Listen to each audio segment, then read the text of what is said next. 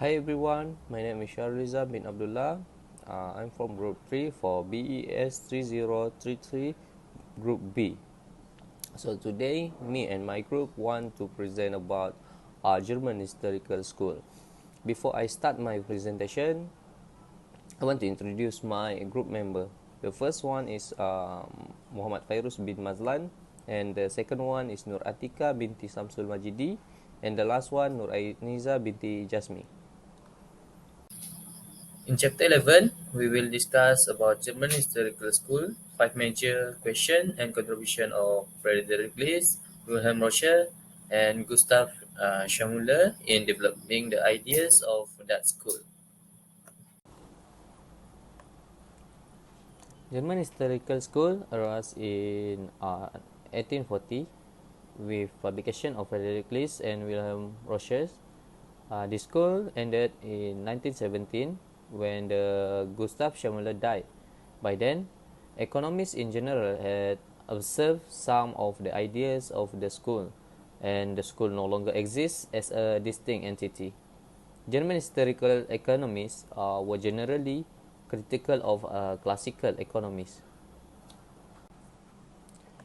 After the Napoleonic Wars 1830 until 1832, Germany were divided into 39 separate states, and most of them are monarchical and under-monocratic. Many Germans demanded unification and constitutional reforms, but the cause for national unity was frustrated for half a century.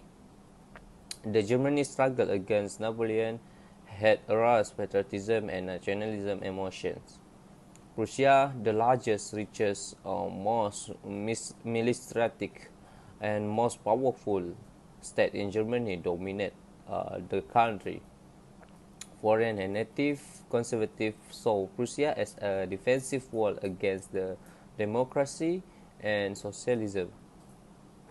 Advanced social legislation enacted by Bismarck expressed the paternalism of the monarchy and evoked loyalty and patriotism among the German workers.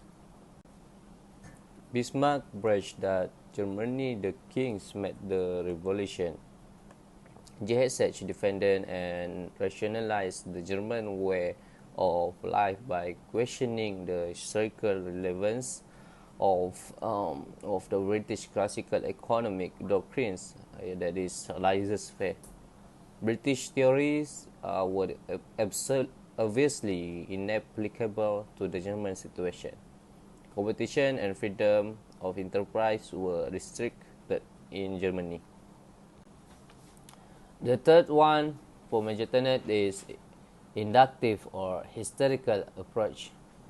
Emphasize the importance of studying the economy inductively or historically. For example, from part the world, from particular to general, from fact to the theories. Because economic and other social phenomena are interdependent, politically economic cannot be treated adequately except in combination with other branches of social science.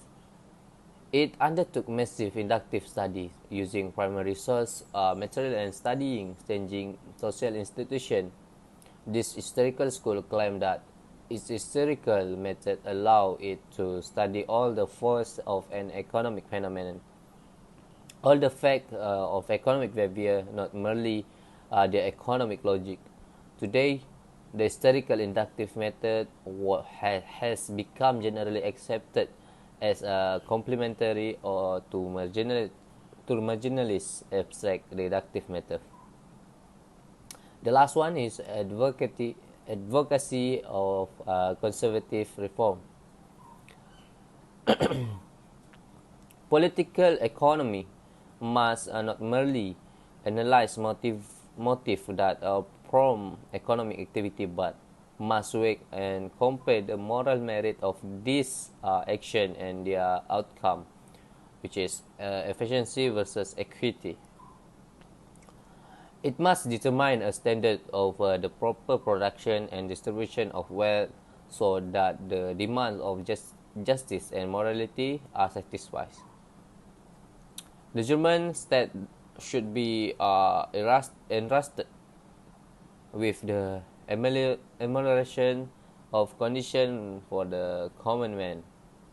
GSH promoted moderate reforms that frustrated the drive for a more radical democratization of society, such as promoted by socialists, instead of the poor and lowly fighting and winning their own battle for improvements. Concessions were given to them by a paternalistic state. As a result, loyalty, nationalism, and servility to the state were moved widespread in Germany, divert the working class from extreme socialist ideology. There are four major tenets for the German historical school. The first one is evolutionary approach to economic, which is apply a dynamic evolutionary perspective in its study of society, concentrate on cumulative development and growth. Analogy sometimes drawn to Darwin evolutionism in biology, which is born, develops, grows, finally decays and dies. Society is constantly changing. What is relevant economic doctrine for one country at a particular time may be irrelevant for another country or another age. This relativistic approach was especially useful in attacking classical economic as being unsuitable for Germany. The second one is emphasis on the positive role of a government. GSH was nationalistic, while classical economic was individualistic and cosmopolitan. The stage of German fostered industry, transportation, and economic growth. In the process of defending a unified economy, it was easy to develop an ardent nationalistic glorification of the state. Historical school gave great prominence to the need for state intervention in economic affairs and stressed that the community has interests of its own that are quite distinct from those of individuals. The third one for major tenet is inductive or historical approach. Emphasize the importance of studying the economy inductively or historically. For example, from part the world, from particular to general, from fact to the theories. Because economic and other social phenomena are interdependent, politically economic cannot be treated adequately except in combination with other branches of social science. It undertook massive inductive studies using primary source material and studying changing social institutions. This historical school claimed that its historical method allowed it to study all the force of an economic phenomenon, all the facts of economic behavior, not merely the economic logic. Today, the historical inductive method has become generally accepted as a complementary or to marginalist abstract deductive method. The last one is advocacy of conservative reform.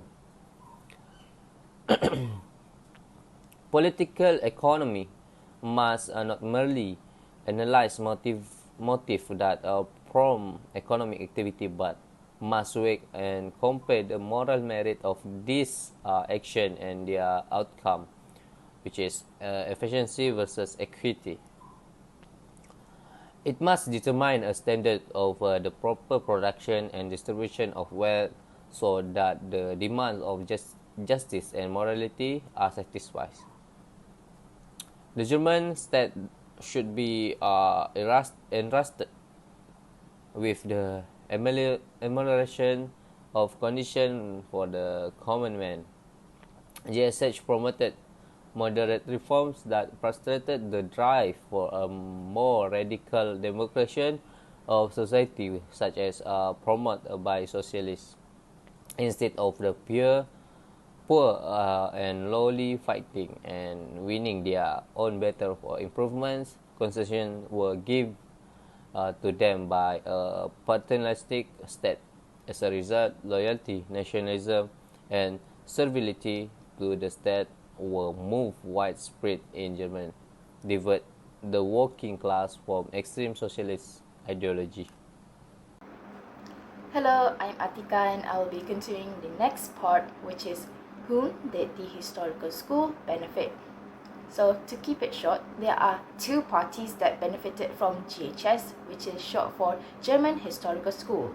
Number one, members of GHS themselves, and number two, dominant business, financial and land-owning groups.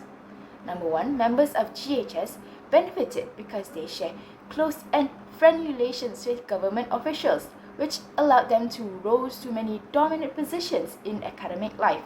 This included German universities and Schmoller. Schmoller is a fancy name for professor maker to control academic appointments in universities. However, the Austrian marginalists, the opposing thinkers, school supporters were often excluded from academic positions, such as in the universities. Carry on. Secondly, dominant business, financial, and land-owning groups also benefited from GHS. This is because GHS served them well by promoting moderate reforms that frustrated the drive or intent for radical democratization in German society. The business here didn't need to do petty fighting or whatever. They were handed concessions on a silver plate. Concessions are a special privilege by the paternalistic state. This resulted in nationalism and servility to the state were more widespread in Germany, aka the people were more loyal to their states because they didn't want to face any more problems. Furthermore, how was the historical school valid, useful, and correct in its time? So number one is the evolutionary approach on economic was true. This is because the evolutionary approach to society and to economic thought provided a suitable solution to abstract thinking of classical and marginalist school. It was also correct in its perspective that economists need to familiarize themselves with changing history and environments alongside economics to understand the present world. This also applies to now what we are facing right now, changes in the world. Secondly, the inductive method of GHS got it right, as inductive methods of factual studies were essential requirements for their task. Inductive method encouraged new theories and ideas as it had to be evoked to understand new situations. For example, it helped explain why Great Britain's adherence to laissez-faire in the 19th century and why Great Britain left it in the dust the next century. Inductive also made academicians test new theories very carefully using empirical data that they have obtained. Let's continue with which tenets of historical school became lasting contributions. The most noticeable contribution from GHS was, of course, the inductive method that I mentioned earlier. This reason is economists agreed historical empirical data are required to explain the present economics to the old theories and help to develop newer ones. Nowadays, in 2022, historical inductive method has become generally accepted and complementary to the deductive approach. They come together, in short. If you don't believe me, you can refer to many of your research method or econometric textbooks and see these two terms being used multiple times till this day. For instance, econometrics analysis normally incorporates both abstract and theory and empirical testing to prove their econometric theories. Furthermore, the second GHS got right was the attack on laissez-faire. This theme was the trend of the future.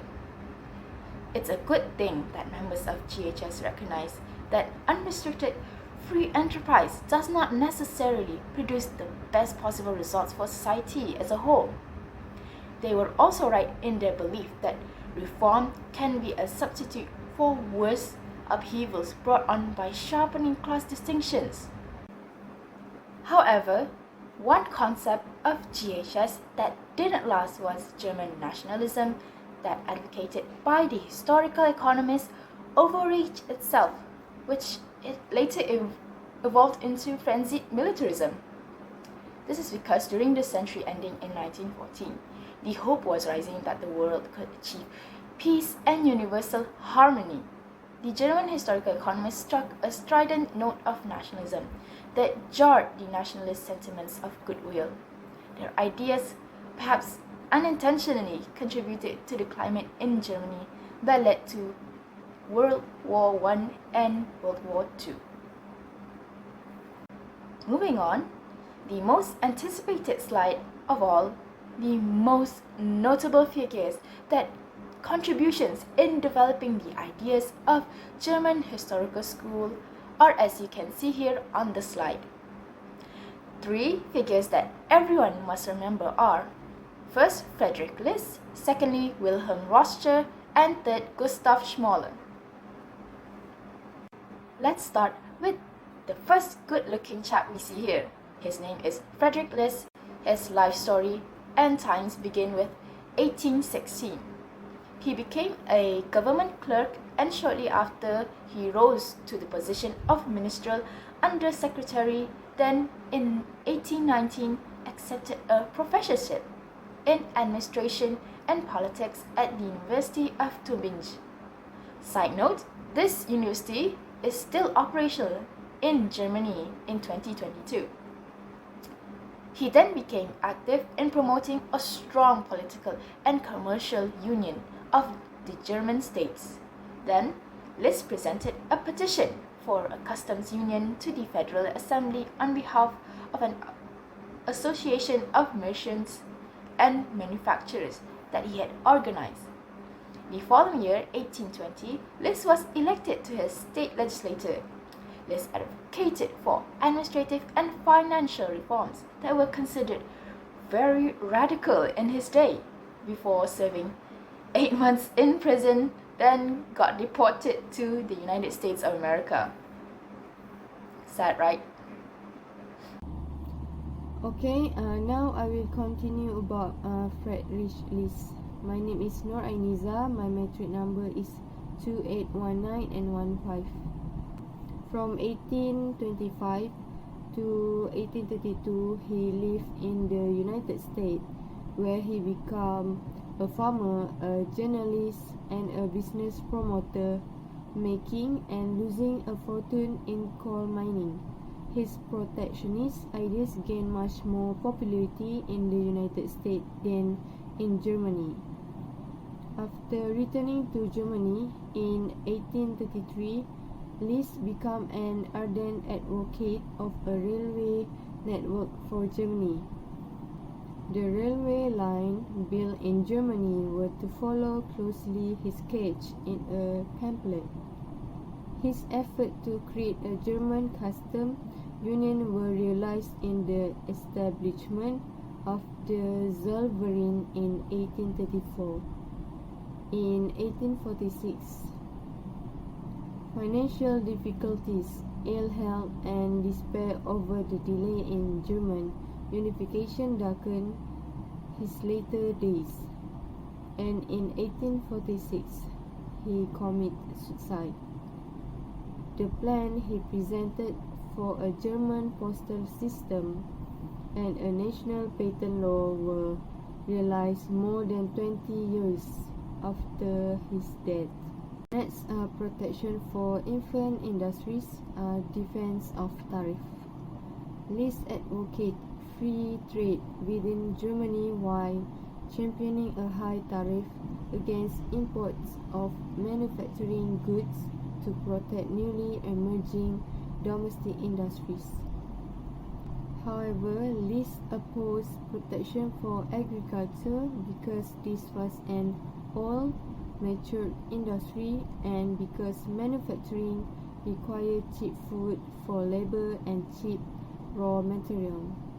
Besides, the development of large-scale industry through protection would enlarge the home market for agriculture.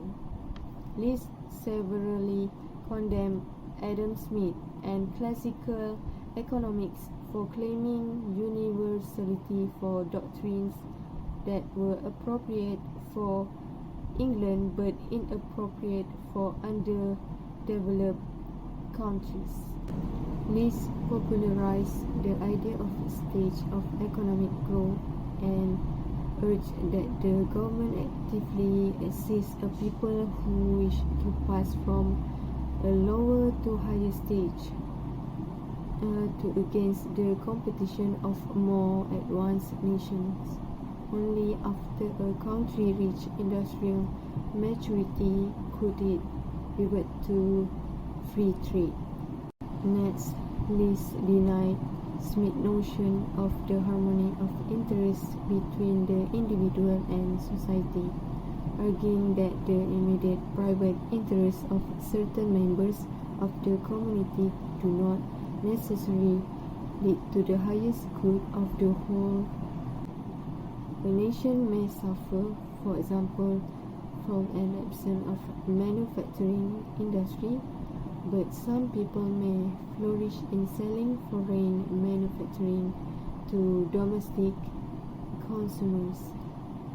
One person may grow rich by extreme parsimony, but if a whole nation follow that person's example, there will be no consumption and no support of industries. National unity, which is the result of past development, is necessary to the individual, whose interests should be subordinate to the preservation of this oneness. Next, in this terminology, sacrifice of a value are balanced by gains in the power of production. Also, the specialization in high technology industry will likely spill over to other domestic industries, thus enhancing the power of production in other areas of the domestic economy. Military preparation, war and war debt, said List, may in certain cases immensely increase the productive power of a country. He pointed to England as an example. War expanded its productive power so much that the increased value it received annually, that is, the increase of output produced, far exceeded the annual interest on its enlarged war debt. In addition, spending money on supplying its armies mean shipping goods to the theater of war, which bring foreign manufacture and ensure England industrial supremacy. Wilhelm Roscher was born in 1817 and died in 1894. He was one of the founders of the older historical school. Roscher became professor of political economy at Göttingen and later Leipzig. His 5-volume textbook, Economic Science, took 40 years to complete and was widely used in German school. The first volume reached 13 editions by 1878. when it was translated into English as Principle of Political Economy. Although Rocher repudiated the classical economics he had learned before in his youth, he still built upon those ideas. Next is historical method. Rocher tried to establish the law of economic development by using historical method from the investigation of histories, legal, political and other aspects. He contended that the object of political economy is not to establish the best possible state of things, but to describe the actual state at which the economy has arrived through continual development. Societies are continually evolving from immature to mature form, which may be considered the most perfect. The mature societies, however, eventually decline and decay. Rocher showed his affinity for economic theory by including a simplified version of English classical price theory in his Principle of Political Economy. Instead of disdaining abstract theory, he sought to discover its historical basis. He asserted that the study of contemporary facts and opinions is an essential adjunct to the classical deductive method. Next, I will pass to next person to continue. So I will explain contribution in developing ideas from Gustav Schumacher. So first I will talk about the background of Gustav Schumacher. So first of all, Schumacher background is that he was born on June 24, 1838 in Heilbronn, Germany. He is the head of the Young History School. He also a professor of political science in Hallerstorf and Berlin. Gustav Schumacher was the founder and main leader of the Verein für Sociopolitik and also an active member of the Academy of Science and the House of Lords of the Prussian Diet. So the next is the method demonstrate. First is engage in a famous controversy with Karl Menger, and this debate called method demonstrate or the battle of method, which is inductive versus deductive. In 1883, when the method of the historism was nearing its high tide, Menger had published a book on methodology that defend theoretical analysis. Schumacher reviewed the book favorably in his Jabash, and Menger replied in an angry pamphlet which is titled Error of Historism.